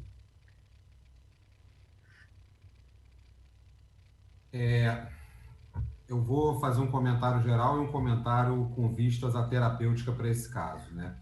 Os instrumentos diagnósticos para a gente diferenciar uma hepatite B crônica HBeAg negativo de um portador inativo são dois, né? São a determinação dos níveis de transaminases e da quantidade do HBV-DNA, né? Partindo desses dois parâmetros, você estabelece quem são os indivíduos portadores de hepatite B HBeAg negativo, né? Os que têm hepatite crônica têm transaminases aumentadas e HBV-DNA superior a 2.000, às vezes 10, 20 mil unidades, né? Para esse paciente concretamente, que eu acho que é a graça maior da pergunta, e lembrar, antes de passar para a graça maior da pergunta, que assim, essa avaliação ela não deve ser feita exclusivamente em um único momento, ela deve ser feita de forma seriada. O que as guias clínicas recomendam é que no primeiro ano de diagnóstico da infecção HBeAg negativo, que você faça transaminases e HBV-DNA 3, 4 vezes ao ano, a cada 3, 4 meses. E caso não haja aumento de transaminases nem de HBV-DNA, isso pode passar a ser feito semestralmente e se baseia na premissa que metade dos indivíduos ou mais com infecção pelo vírus B, HBeAg negativo, se mostram como tendo hepatite crônica HBeAg negativo no primeiro ano de segmento. No entanto, esses parâmetros eles foram estabelecidos, como quase tudo em hepatologia, para indivíduos sem doenças concomitantes. E não é o caso do nosso paciente. Esse indivíduo ele tem síndrome metabólica, hipertenso, diabético, dislipidêmico, obeso e uma ultrassonografia que já mostra esteatose hepática. Então, a gente, quando aplicar esses critérios, e não apenas esses, mas quando a gente for, e se for fazer a avaliação não invasiva da fibrose, vai ter que levar em consideração que esse indivíduo tem duas doenças no fígado. Ele tem esteatose hepática e tem uma infecção crônica pelo vírus da hepatite B. E eu acho que aí é que começa a grande dificuldade, essa é uma questão contemporânea no manejo da hepatologia, né? Nós fomos formados no modelo hepatite C na hepatologia. Um agente causal, uma doença, uma história natural. E a síndrome metabólica e o MEFOLD por detrás disso veio para confundir e não para explicar, né? Mas, respondendo a sua pergunta, transaminase e HBV-DNA, com as ressalvas que eu falei para o caso. Perfeito. HBsAg quantitativo, você acha que ajuda nessa determinação? Alguma experiência? Eu, particularmente, só tenho experiência da literatura. Eu não tenho facilidade em obter HBsAg quantitativo, então eu não tenho experiência mesmo. Gostaria de ter, mas, infelizmente, não tenho. A gente não consegue dispor, né, desse exame com facilidade, nem com dificuldade na prática clínica.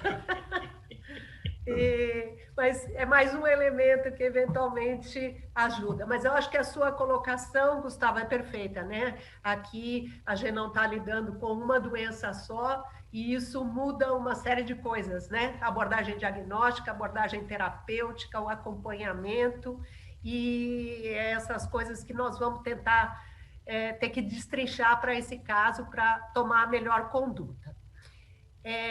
Então, para esse paciente, foram solicitados novos exames laboratoriais de controle e uma elastografia hepática por FibroScan. Foram fornecidas orientações, claro, porque ele sobre dieta, exercício, né? Um paciente diabético, dislipêmico, com sobrepeso, IMC de 31, então recebeu todas essas orientações, e aí ele retorna depois de 3 meses, e aí nota-se uma perda ponderal de 3 quilos. Ele até foi bem.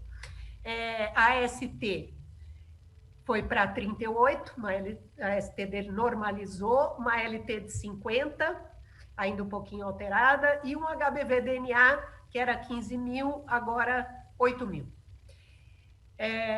E fez a elastografia por FibroScan, que teve um resultado de 7,8.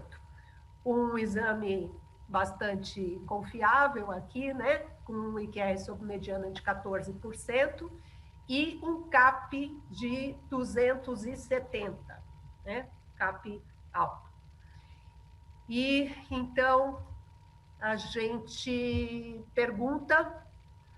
vamos perguntar para o Ângelo qual a aplicabilidade da elastografia hepática na infecção pelo vírus B e quando é que ele indica biópsia hepática.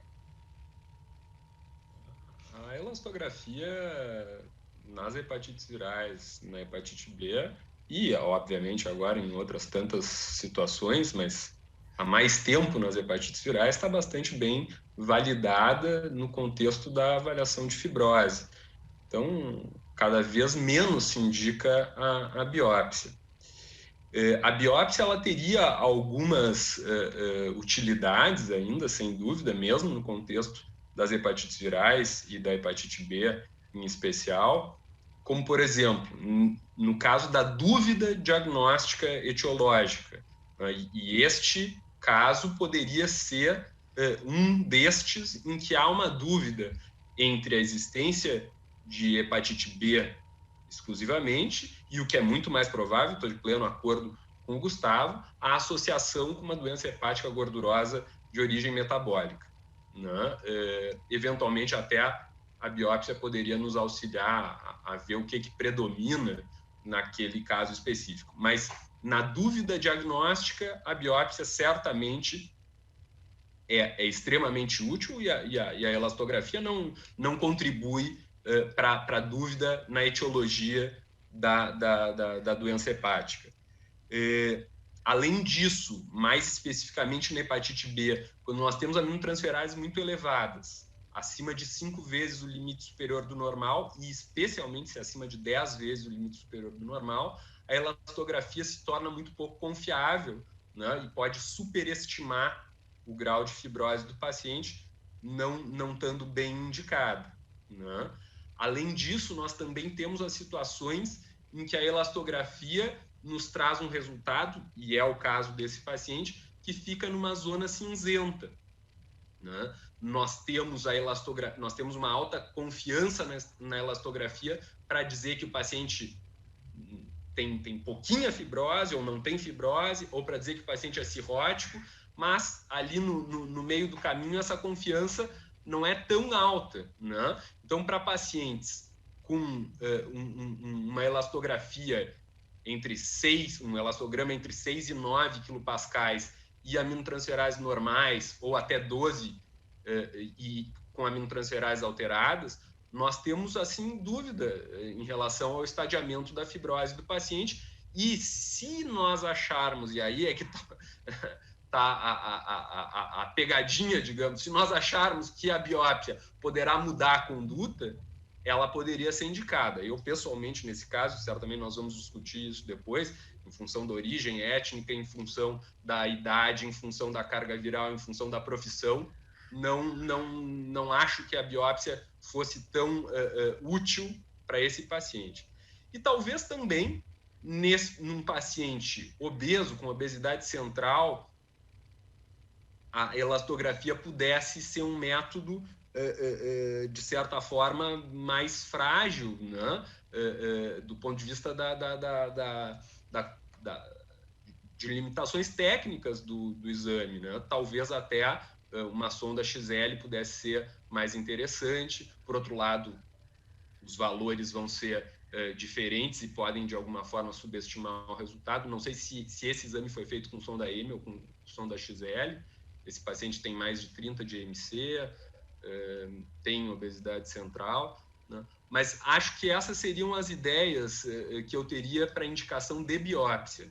Agora, nesse caso em particular, e acho que depois nós vamos falar um pouco mais sobre isso, eu não acho que indicaria a biópsia hepática, apesar dele se encaixar em algumas dessas situações que eu comentei. Eu acho aqui, Ângelo, concordo com você, né, todas as considerações que você fez. A biópsia, ela teria aqui dois componentes, né? Um, desse esclarecimento da sobreposição diagnóstica que ele tem de infecção pelo vírus B e a doença gordurosa, onde poderia ser bem interessante que a gente estabelecesse se ele tem esteatohepatite ou não tem, ou se ele tem alterações muito sugestivas de hepatite B, já que ele tem alterações enzimáticas e uma carga viral ali meia limítrofe, né? Então, na etiologia da doença hepática, ela nos ajudaria. E eu acho que ajudaria também na avaliação do grau de fibrose, porque a elastografia, nesse caso aqui, ela está talvez superestimada também, né? Além de cair na zona cinza, no que se refere à hepatite B, ela pode estar superestimada por conta da esteatose que a gente já sabe que ele tem pela ultrassonografia, né? Então, independentemente, eu acho, de você estar dizendo que trataria de qualquer forma, nesse paciente nem precisa de biópsia, o que nós vamos discutir depois, mas por outras razões, que seria a definição etiológica e definição do grau de fibrose, eu acho que faria, né, uma biópsia hepática aqui nesse paciente. Vamos ver como é que ele... Vamos voltar a essa questão da indicação do tratamento, né? Depois a gente pode ouvir a opinião de todo mundo, se a despeito da indicação do tratamento, biopsiaria mesmo assim, né? Então, para indicar a terapia antiviral, qual que seria aí o impacto da idade, da atividade profissional, o cirurgião, né, da história familiar de cirrose ou de carcinoma hepatocelular? Eymar, você quer fazer esse comentário? Pois não, professora. A senhora tocou num ponto importante, foi a atividade desse profissional. Ele é um profissional médico, cirurgião, vou deixar para conversar isso um pouco mais para o final. Quando a gente quer tratar um paciente, quando vai indicar terapia antiviral, o nosso objetivo é que a doença não progrida, não só não trazendo risco de descompensação hepatocelular, fibrose, insuficiência hepatocelular, também que não aumente o risco de neoplasia, hepatocarcinoma para esse paciente. Esse nosso paciente, como já foi falado aqui, aparentemente ele está numa fase inicial de doença, uma fase de fibrose não avançada. Não temos nenhum indício que sugira clínico, laboratorial, de método não invasivo, de que ele seja um paciente com doença avançada. E sua carga viral está naquela zona difícil da gente julgar, está acima de 2.000, está abaixo de 20.000, caiu de 15 para 8.000 no intervalo de algumas semanas, de alguns meses de acompanhamento. De modo que esse é um paciente que tem quase 60 anos de idade, ele tem, salvo engano, 58, se eu não me engano, não é ainda um paciente idoso, ele está beirando, está não sendo dicotômico, na palavra que o Gustavo gostou de usar e que eu vou me apropriar dela por enquanto.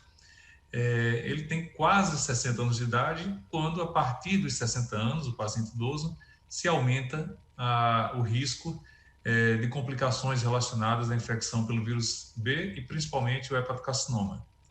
Então, por esse critério da idade, a gente tem em mente que pacientes que têm outros fatores associados, inclusive a idade, inclusive a origem, um descendente afro-americano, que não é o caso dele, ele é um paciente oriental, um paciente que aparenta ter uma história de doença muito longa, isso nos preocuparia, mas que ao mesmo tempo diz que na família não tem não só nenhuma hepatopatia, nem nenhum caso de neoplasia hepática manifesta, sugerindo evolução mais benigna, talvez, do ponto de vista de risco familiar, que é um ponto que temos também que considerar.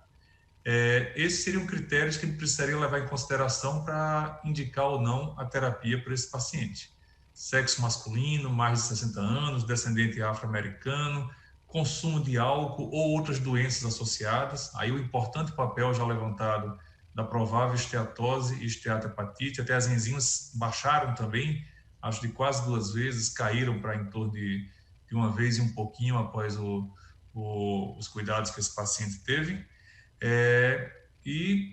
Nesse caso, é um paciente que não aparenta ter um risco tão elevado de progressão para a doença pelo vírus, exceto o fator aí da esteatose com potencial esteatohepatite pela doença metabólica associada. Um ponto importante que eu acho que a gente não pode esquecer é a questão profissional. Ele é um paciente que, além de ser médico, ele é cirurgião que está se expondo à possibilidade aí de acidentes pérfuro-cortantes, não para ele se infectar, obviamente, mas para transmitir para o seu paciente. Ele tem uma carga viral ainda alta, acima de 8.000, e pelo último guideline do ISO, de 2018, cita que pacientes acima de 200 unidades já seriam autorizados a se considerar terapia antiviral com análogos nucleosídicos para esse paciente. Apesar de colocar como nível de evidência grau 2, nível 2, baseado em estudos de caso controles e de coorte, e como recomendação fraca para esse caso também, a gente não pode esquecer o risco que isso traz, não só do ponto de vista médico, mas legal para o paciente, para o profissional, no caso. Então, esse seria um ponto a considerar. Ele tem um baixo risco de desenvolver cirrose e hepatocarcinoma, a princípio, baseado no seu histórico, na ausência de fibrose, mas esses pontos todos têm que ser levados em consideração, tanto isoladamente, quanto principalmente em conjunto, que é o que eu acho que vai talvez motivar a decisão que alguns de nós vamos tomar. Esse ponto de corte de 200 é variável, varia de 200 para alguns países 2.000, para outros situa-se acima de 1.000 cópias, 1.000 unidades internacionais, mas é um ponto que temos que considerar a possibilidade de transmissão que esse profissional tem para o seu paciente, para o seu paciente pediátrico que estiver sendo operado por ele. Então, só 2 respostas de sim ou não. Você indicaria biópsia? Sim ou não? Bem dicotômico mesmo, professora? Dicotômico. Nesse paciente, eu não porque eu já iria sugerir, pelo risco profissional, considerar o tratamento para ele. Então, para esse paciente, eu não biopsiaria, não. E tratamento, sim? Eu trataria, sim. Antecipando, sim. Gustavo, biópsia, sim ou não? Tratamento, eu acho que todos indicariam, eu tenho a impressão. Mas biópsia, sim ou não?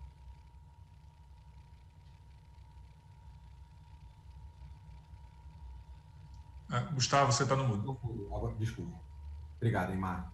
Eu biopsiaria. Eu quero ter uma ideia melhor do que exatamente eu estou tratando. E Ângelo?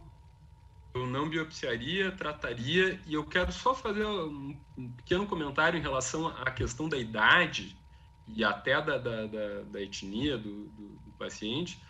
Embora os afrodescendentes costumem ter desfechos ruins com idades muito mais precoces, né, os asiáticos também têm desfechos ruins precocemente, e é interessante, nós publicamos um estudo com vários centros sul-americanos em 2018, no Liver International, e nós mostramos que aqui na América do Sul, quase 40% dos CHCs em pacientes com hepatite B são diagnosticados antes dos 50 anos. Então, a nossa população talvez também seja de mais risco do que populações, vamos dizer, europeias ou norte-americanas. Acho que a gente tem que ter uma atenção especial para esses pacientes. Eu tenho dificuldade de taxar esse paciente como portador inativo, inclusive porque ele tem esse fator de confusão da doença gordurosa.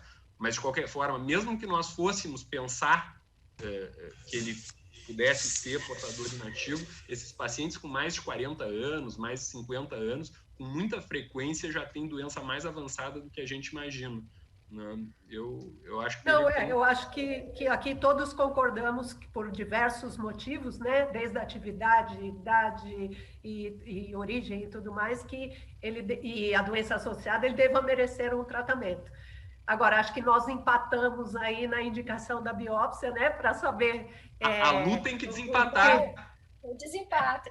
Eu biopsiaria também, professora. Boa. Eu biopsiaria e trataria. Muito bom. Então, vamos em frente. Foram solicitados novos exames laboratoriais com controle em 3 meses. As medicações para as comorbidades metabólicas foram mantidas, as orientações sobre dieta e exercícios foram reforçados, e aí foi conversado com o paciente sobre a possível indicação de biópsia que nós, alguns aqui, fizemos. E aí ele retorna em 3 meses, perdeu mais 2 quilos, as enzimas baixaram mais um pouquinho, o HBV-DNA estava muito baixo desta vez, né, 2.000 unidades, e o paciente recusou-se a fazer a biópsia hepática. Né? Empatou de novo, então. Empatou de novo, Então, eu acho que quando o paciente se recusa não tem muito jeito, né? E a gente já tinha uma decisão mais ou menos tomada aqui, vamos em frente com o tratamento sem biópsia mesmo.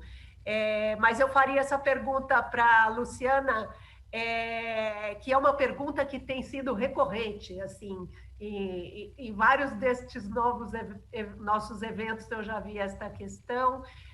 Os serviços estão sobrecarregados e a gente quer saber se o rastreamento do CHC em portadores inativos, que até não vamos entrar na polêmica aqui se ele é ou não é, né, Ângelo? Mas o rastreamento do CHC em portadores inativos é uma estratégia custo-efetiva e a gente deve fazer nos nossos serviços. O que você acha, Luciana?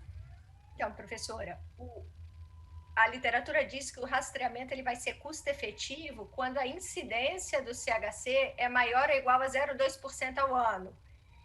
E para o paciente com cirrose, a gente não tem a menor dúvida que o rastreamento é custo-efetivo, que deve ser indicado para todo mundo. Nesses pacientes aí, a gente não sabe se ele é um portador inativo ou não, a gente não biopsiou.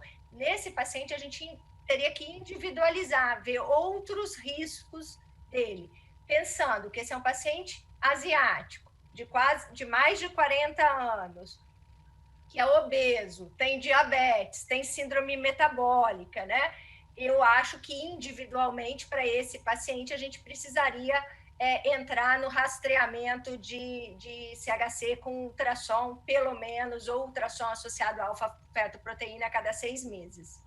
Mas para os pacientes não cirróticos, né, a gente ainda precisa individualizar, levar em conta que a gente não tem perna para fazer ultrassom de qualidade em todos os nossos os nossos pacientes, né? Então, eu acho que a gente precisa individualizar essa conduta, sim. Aberto aos demais, como é que vocês fazem nos seus serviços? Não neste caso, porque acho que neste caso todos nós faríamos, né? Um paciente que tem uma comorbidade, todas essas características, mas num portador inativo daqueles de livro, vocês fazem ou não? Faço conforme a idade do paciente e conforme a etnia, né? Enfim, mas faço conforme a idade e até por esses resultados que eu comentei desse estudo de que nós participamos, acho que a nossa população merece, inclusive. Eymar, Gustavo? Eu também. Acho que a questão maior aí, professor, é considerar enquanto saúde pública, enquanto cuidado individual. Se eu for tomar uma decisão dessa enquanto saúde pública de rastrear uma população cada vez maior de pacientes que tem um risco relativamente baixo, até hoje a literatura não recomenda, a senhora está falando de portador inativo clássico de livro. Esse daí, a priori, eu não recomendo do ponto de vista coletivo. Mas nesse mesmo caso, e no que o Ângelo falou, existem fatores que se somam que podem aí nos trazer uma necessidade de mudar a conduta individualmente. Então, a minha resposta seria que, como medida populacional, não recomendaria o portador inativo, mas tem que analisar o paciente que a gente está atendendo enquanto médico. É um momento único, é aquele paciente, aquele risco individual dele. Para então, nenhuma idade, Eymar? Oi? Para nenhuma faixa etária, tu farias? Tu recomendarias, assim como recomendação geral? Formal. Para nenhuma faixa etária. Quanto mais idoso o paciente, mais preocupação a gente tem pela possibilidade de doença avançada, de outros fatores de fibrose se associarem. Se você me colocar que é um paciente diabético, com esteatose, já começa a se somar outros riscos nesse paciente. Mas, a priori, só pensaria em pacientes com idade mais avançada e em portador inativo. Mas, a priori, eu tenderia a não fazer. Essa questão é uma das questões mais quentes em relação à hepatite B, né? Quer dizer, a gente tinha um problema para tratar a hepatite B há 2 décadas atrás, que era ter drogas eficazes, seguras, que não induzissem resistência, e esse problema está superado, mas a gente agora tem uma população crescente de indivíduos com hepatite B, uma vez que quando eles têm diagnóstico, eles invariavelmente têm acesso ao medicamento, e serão indivíduos longevos, porque o tratamento tem um efeito muito benéfico. No entanto, a gente com isso também vai ter uma população enorme de indivíduos que têm hepatite B e que vão viver muito e que a gente vai ter que decidir se vai fazer rastreamento ou não.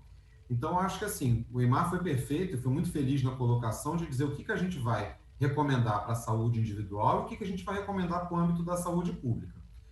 Os guidelines, eles indicam que indivíduos com ascendência asiática e aqueles com mais de 40 anos deveriam se beneficiar do rastreamento.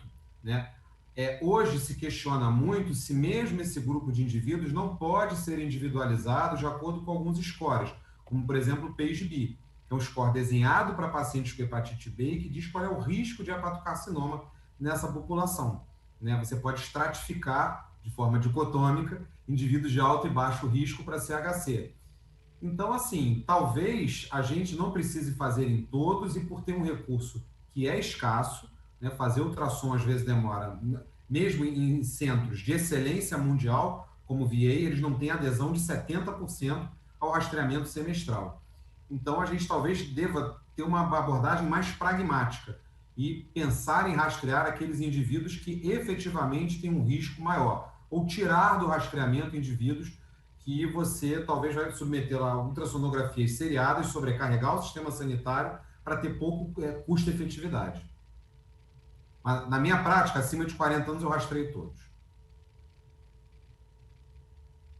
Muito bom, eu acho que é isso mesmo, né? A gente vai ter que individualizar e talvez utilizar esses scores, né, nos pacientes de menor risco para triar quem faz, quem não faz, porque os os sistemas públicos não estão dando vazão a toda... a gente acaba não fazendo como se deveria, né? Porque não consegue, os ultrassons a cada 6 meses, então acaba sendo uma coisa inefetiva de qualquer maneira.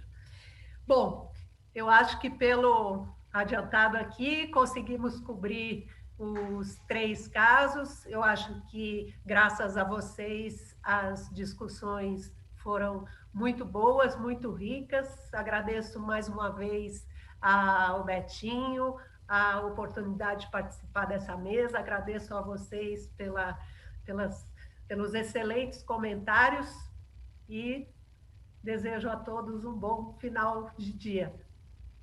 Muito obrigado, doutora Maria Lúcia. Obrigado a todos, parabéns.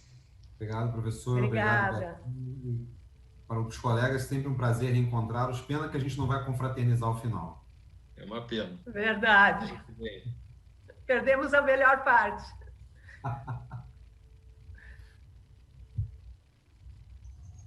Tchau, gente. Obrigada.